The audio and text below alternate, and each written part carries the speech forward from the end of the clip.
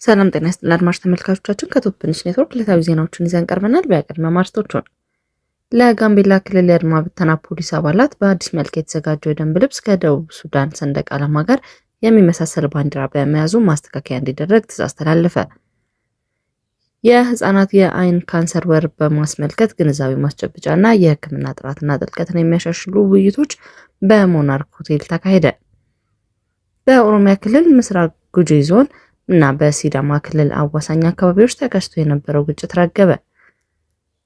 የግብርና ሚኒስቴር የአፈርን ለምነትና የእንስሳት ሀብትን የሚያስተሳስር የ10 ዓመት ብሔራዊ ስትራቴጂ ይፋ አደረገ።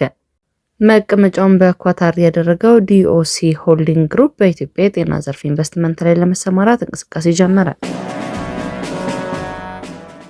ለጋምቤላ ክልል የአድማ ብተና ፖሊስ አባላት በአዲስ መልክ የተዘጋጀው የደንብ ልብስ ከደቡብ ሱዳን ሰንደቅ ዓላማ ጋር የሚመሳሰል ባንዲራ በመያዙ ማስተካከያ እንዲደረግበት ትዕዛዝ ተላለፈ። ትዕዛዙ ከትላንት በስቲያ ለአባላቱ ያስተላለፈው የጋምቤላ ክልል ፖሊስ ኮሚሽን ነው።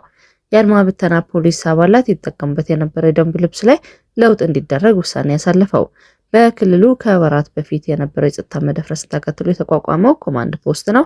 በአንድ ወር በፊት ለተላለፈው ለዚህ ውሳኔ ምክንያት የሆነው የቀድሞ የደንብ ልብስ የሚጠቀም ጽንፈኛ ቡድን በመንገዶች ላይ ጥቃት ሲያደርሱ በመገኘታቸው እንደሆነ አንድ የኮሚሽኑ ኃላፊ ገልጸዋል።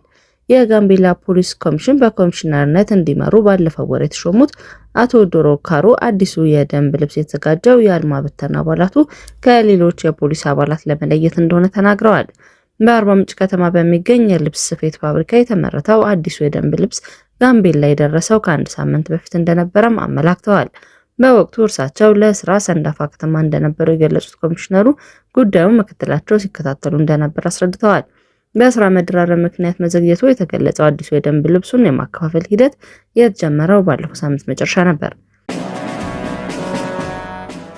በጊዜ ልየታ የተደረገለት የህፃናት የአይን ካንሰር እይታን አይንና ህይወትን ማዳን ይቻላል። ህብረተሰቡ ሊያውቃቸው የሚገቡ የህፃናት የአይን ካንሰር ጠቃሚ ምልክቶች የሚባሉትን ፎቶ በሚነሱበት ጊዜ ወይም ደግሞ እንዲሁም ብሌን ነጭ ነጸብራቅ በሚታይበት ጊዜ መንሸዋረር፣ የአይን ሞራ ግርዶሽ እየገፋ ሲመጣ ደግሞ የአይን እብጠትና የአይን ኳስ ማሹና ሰርጉዶ መታየት ሲሆን እነዚህ ምልክቶች የታዩበት ልጅ በአይን ህክምና ሊታይ ካንሰር መሆን አለመሆኑ ሊረጋገጥ ይገባል።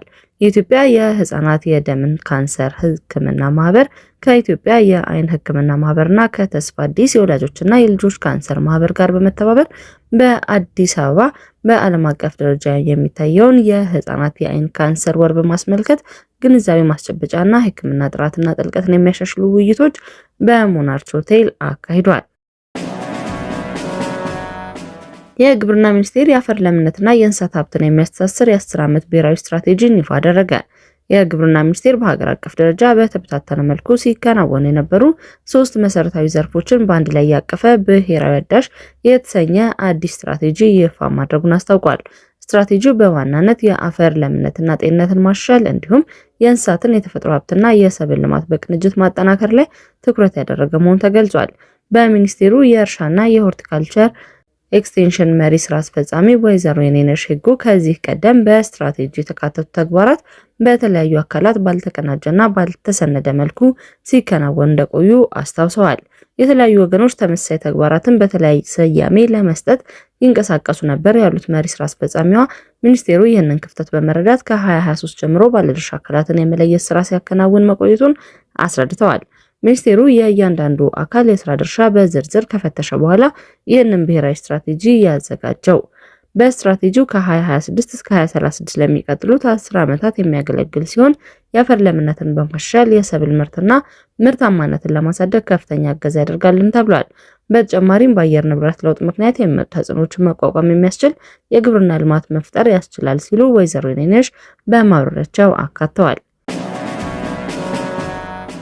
በኦሮሚያ ክልል ምስራቅ ጉጂ ዞንና በሲዳማ ክልል አዋሳኝ ወረዳዎች መካከል ባለፈው ሳምንት መጀመሪያ ላይ ተቀስቅሶ የነበረው ግጭት መቆሙን የሲዳማ ክልላዊ መንግስት አስታወቀ። የሲዳማ ክልል ኮሚኒኬሽን ቢሮ የክልሉን የሰላምና ጸጥታ ቢሮ ዋቢ በማድረግ ባወጣው መግለጫ ግጭቱ ባለፉት ጥቂት ቀናት ውስጥ በምስራቅ ሲዳማ ዞን በጨሪ በአርድሳና በሆኮ ወረዳዎች እንዲሁም በኦሮሚያ ክልል ምስራቅ ጉጂ ዞን ሄማ በተባለ አካባቢ መከሰቱን ይፋ አድርጓል። መግለጫው በአካባቢው የተንቀሳቀሰው ግጭት እየተባባሰ በመሄዱ በሲዳማ ክልልም ሆነ በአማራ ክልል ምስራቅ ጉጂ ዞን በኩል የሰው ሕይወት መጥፋቱና ንብረት መውደሙን ጠቅሶ ነዋሪዎች ከቀያቸው መፈናቀላቸውን ጠቁመዋል። ግጭቱን በተመለከተ አስተያየታቸውን የሰጡ የአካባቢው ነዋሪዎች ክስተቱ እጅግ ከባድ እንደነበር ገልጸዋል። በጊርጃ ወረዳ የጉቦ ሄማ ቀበሌ ነዋሪ የሆነው ምትኩ ገመዳ ግጭቱ የተከሰከሰበት አካባቢ በኦሮሚያ ክልል ወሰን ውስጥ ቢሆንም አስተዳደሩ በጋራ ሲመራ የቆየ መሆኑን ጠቅሷል። በዚህ ምክንያት የኦሮሚያ ክልላዊ መንግስት በቅርቡ አዲስ መዋቅር በማደራጀት በጉቦ ሄማ ቀበሌ የመንግስት መስሪያ ቤቶች ማቋቋሙን አስረድተዋል። ይህ በእንዲህ እንዳለ በቅርቡ በተካሄደው የምርጫ ዝግጅት ጋር ተያይዞ ስፍራው በምስራቅ ጉጂ ዞን የምርጫ ጣቢያ ስር በመውደቁ ምክንያት አለመግባባቶች መፈጠሩና ከዚህ አካባቢ ምርጫ መካሄድ የለበትም የሚሉ ጥያቄዎች መነሳታቸውን ገልጸዋል። ይህም በመጨረሻ የመንግስት ቢሮዎች ወደ ማውደም እንዲሁም የኦሮሚያ ክልልና የፌዴራል ሰንደቅ ዓላማን ወደ ማቃጠል ማምራቱን ግጭቱ እንዳስቆጣው አስረድተዋል።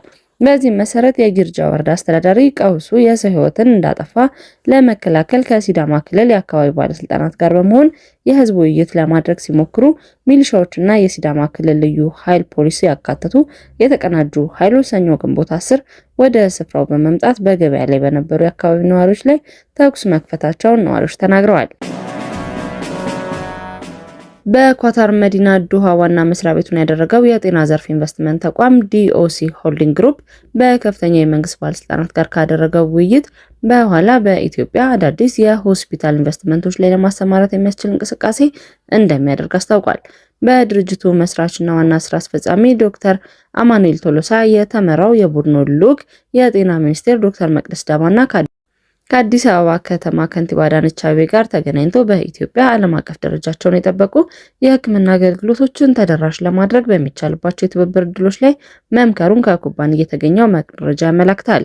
የኢትዮጵያ የጤና መሰረተ ልማትን ለማዘመን የግል ካፒታልና ዓለም አቀፍ ልምዶችን መፈለጓን በቀጠለችበት በዚህ ወቅት ውይይቱ ትኩረታቸውን ያደረጉ በጤና ዘርፍ የመንግስትና የግል አጋርነት ማዕቀፎችን ማጠናከር ላይ እንደሆነ ኩባንያው ገልጿል። ዲኦሲ ሆልዲንግ ግሩፕ ከበከር ኃላፊነቱ የተወሰነ የግል ማህበር ጋር በመተባበር ባቀደው እቅድ መሰረት በኢትዮጵያ በ3 የሆስፒታል ፕሮጀክቶች ላይ ኢንቨስት እንደሚያደርግ አስታውቋል። እነርሱም በአዲስ አበባ እና በቢሾፍቱ የሚገነቡ 2 አጠቃላይ ሆስፒታሎች እንዲሁም ልዩ አንድ የኦርቶፔዲክ ወይም የአጥንት መገጣጠሚያ ሕክምና ሆስፒታል ናቸው። ኩባንያው አክሎም ይህ የኦርቶፔዲክ ሕክምና ተቋም የዶክተር አማኑኤል ቶሎሳ የትውልድ ስፍራ እንደሚገነባም ተገልጿል።